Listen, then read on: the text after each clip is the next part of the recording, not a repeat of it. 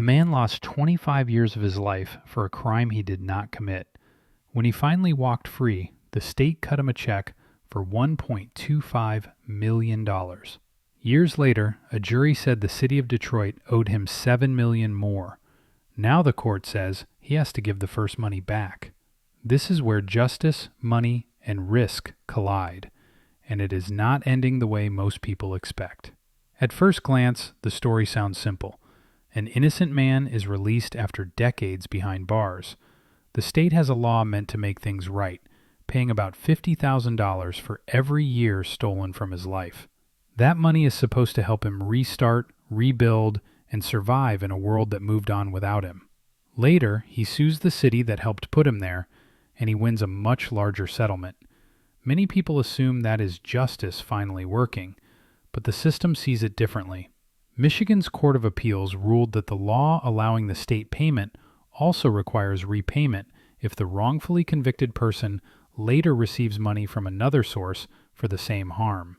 In other words, the $7 million city settlement triggered a clawback. The $1.25 million must be returned. Supporters of the ruling argue this prevents double payment. Their view is that taxpayers should not pay twice for the same wrongful act. The state fund, they say, was never meant to stack on top of civil settlements. It was designed as a backstop, not a bonus. From that angle, the law is clear, and the court simply followed it. But critics see something else. They argue that no amount of money can truly repay 25 lost years. They point out that the state and the city are not the same actor. One failed to protect an innocent man, the other actively helped imprison him. Forcing repayment, they argue, turns compensation into a loan with strings attached, not justice. Here is where the story widens beyond one man. Every large payout like this flows through risk pools. Cities do not write $7 million checks from a desk drawer. They rely on liability insurance, excess coverage, reinsurance, or taxpayer-backed self-insurance funds. When courts uphold massive wrongful conviction settlements, insurers pay or reimburse those losses, and insurers do what they always do next. They raise premiums, tighten underwriting, or exit markets entirely. That cost does not stay in a courtroom. It moves into city budgets, police liability policies, municipal bonds, and public insurance pools. When those costs rise, services shrink or taxes rise. When cities struggle to insure themselves, private markets step back, and the public absorbs more risk. The repayment ruling adds another layer. By clawing money back into the state fund, the law protects that fund from being drained. On paper, that looks fiscally responsible.